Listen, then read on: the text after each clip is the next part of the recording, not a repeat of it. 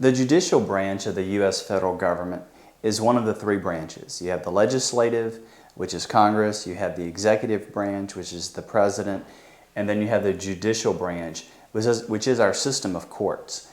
And the highest court in our land is which court? The Supreme Court. The Supreme Court. And where does the Supreme Court meet? In Washington, D.C. In the Supreme Court building. It was a trick question. Okay. And they have a bunch of steps out in front, and it looks something like this. See, we'll get a roof there. Keep the rain off their heads. How many Supreme Court justices are there? There's 9. 9 Supreme Court justices. And who appoints them? The president? The president. The president makes the nominations, and then Congress has to vote to approve them. And how long do they serve? How long do Supreme Court justices and all federal judges serve? Don't they serve for life? They do. They serve for life. So they can choose to retire, and a lot of times they'll choose to retire at a time when a president of the same party that appointed them is in power, to kind of preserve the balance of power, if you will, between parties on the Supreme Court. And sometimes they may die in office, in which case the current president would appoint them. Now, aside from the Supreme Court, below that, there are courts of appeals. And there's one court of appeals for each judicial circuit in the country. Now, how many of those are there? 13? There are 13. So there's 13 courts of appeal that feed cases into the Supreme Court. Now, underneath Court of Appeals, the lower level are district courts. And how many district courts are there in the country? Like 94. 94. Very good. There's 94 district courts. And so cases that are heard at this level, some of them are appealed to this level, and some of those are appealed to this level. Now, how many cases do you think the Supreme Court are put to the Supreme Court, and where the Supreme Court is asked to hear these cases in a year? How many laws? A couple hundred? 4,500 are presented to the Supreme Court. But they don't hear 4,500. They only hear about 200 a year. And so there aren't that many cases that are heard by the Supreme Court relative to the demand. But they choose cases that are benchmark cases that would kind of explain possibly a controversial area of law. And each of their verdicts is closely watched because it trickled down and affects opinions at all the different levels. Now, when you think of the judicial branch, you think, well, what did they do? Because Congress makes the law, the president enforces the law.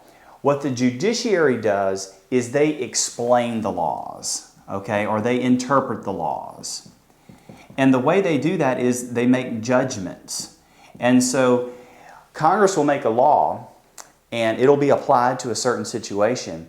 But you may have lawyers or businesses or two people on different sides that think that this law should be interpreted a different way. Well, who's to decide? If you have a law that says something should be done, but it doesn't quite define how it should be done, or who should do it, or how much they should do it, or when they've done it enough, who makes that decision? So what happens is a lawsuit gets filed between two parties, and it's taken before a district court judge. And they hear out the matter, and they decide through their understanding, their interpretation of the Constitution, through looking at other laws that have already been passed and judgments that have been rendered, and they make a decision on how the law that Congress passed should be interpreted. And that settles things. Now, one of the things they can do, one of the early powers that is very important that the U.S. Supreme Court kind of took upon itself, it's not spelled out explicitly in the Constitution, is the power of judicial review. Okay? And this is a very important concept and one of the most important terms that you should remember when it comes to the judiciary and the Judicial Branch. Judicial review is the power of the courts to determine if a law is unconstitutional. So if Congress can pass a law, but the Supreme Court in particular can look at that law and say, this law violates the U.S. Constitution. And the U.S. Constitution is the highest law of the land. And so when you have two laws in conflict, which one prevails? The Constitution prevails. And the Supreme Court is there to make sure that Congress doesn't pass laws that are unconstitutional. And if there's a question of, is this law constitutional, the Supreme Court makes the decision. And effectively, whatever they decide is supposed to be the correct answer on the constitutionality of a given law. And this is a very important power. It helps curb the power of the legislative branch to make laws. And so if Congress goes out there and makes just a wild, crazy law, the court system can rein that in and keep it from taking over and dominating our constitutional system that we have. And so it's an important part of the three branches. It's to protect our liberties and make sure that Congress or the President don't trample roughshod over them. Some of the judgments can be controversial, and people can say that a judge abuses their power.